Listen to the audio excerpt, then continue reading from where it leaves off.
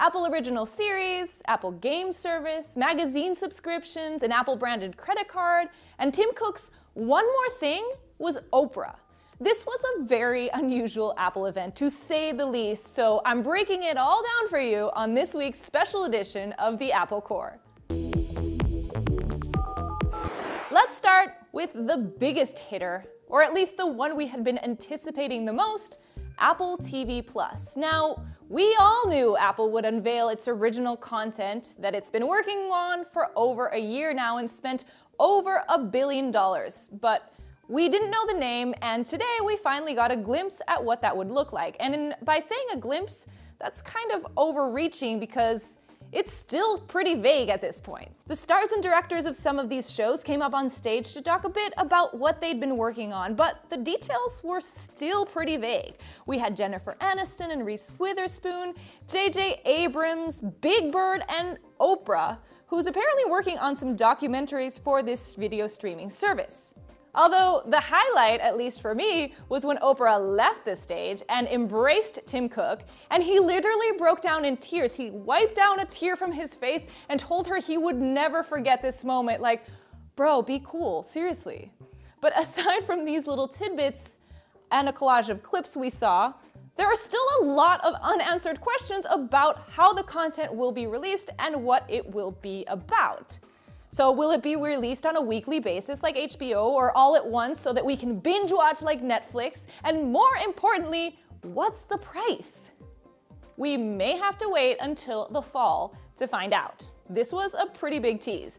Now, the other video streaming announcement that kind of got underplayed by all the celebrities was the TV app, which will now become a one-stop shop for all your subscriptions. So the Apple TV app will let you subscribe to a bunch of different streaming services like HBO, Starz, Showtime, CBS All Access, Prime Video, and more, right from the app. The advantage of this being that you won't have to sign in to all these different apps to watch all your content, and this will have your entire library in one spot. So that will allow the TV app to give you recommendations on what to watch once you finish binge watching your favorite show. The downside is a big hitter, Netflix, is not here. So if you're a Netflix subscriber, which is a lot of us that are interested in this type of service, you'll still need to sign on to that app to see that different content. So the TV app portion of this will be free, and it will be available in over 100 different countries starting this May. However, obviously,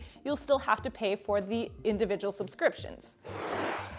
Next up, we have Apple News Plus. This is a magazine subscription service that will live inside the current News app.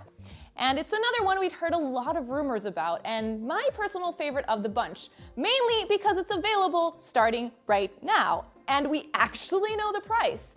$9.99 will essentially give you access to the entire magazine newsstand.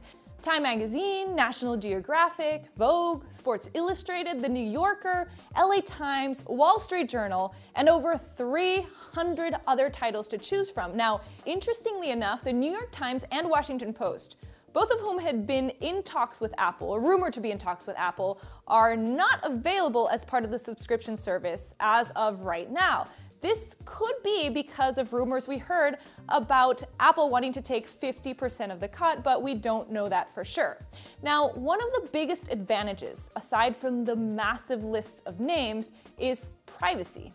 Apple says that your reading choices will not follow you outside of the app, and that Apple will not sell your data to advertisers. So unlike reading straight from the internet, where you have all these ads following your every move, you don't have to worry about advertisers tracking you and targeting you with ads. The News Plus service will be available with just an iOS update for iOS 12.2, so you can access it now and you get a full month's free and then $9.99 after that. The downside is that for now it's only available in the US and Canada.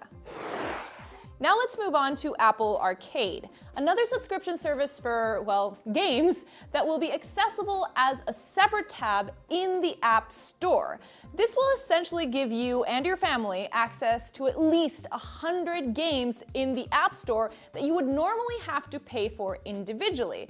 There's no other hidden costs once you get inside the game, just one fee up front, which we don't know yet, and then you can play on your iPhone, iPad, Mac, or Apple TV. Apple Arcade is not meant to be a streaming service like some of its competitors. You can actually play some of these games offline. We're talking games from Disney, Lego, Sega, and Cartoon Network, with more to come. They're launching with 100 titles in the fall, but the idea is to continue expanding their library, and it's going to be available in 150 different countries. But again, knowing the price would be important, which we don't know.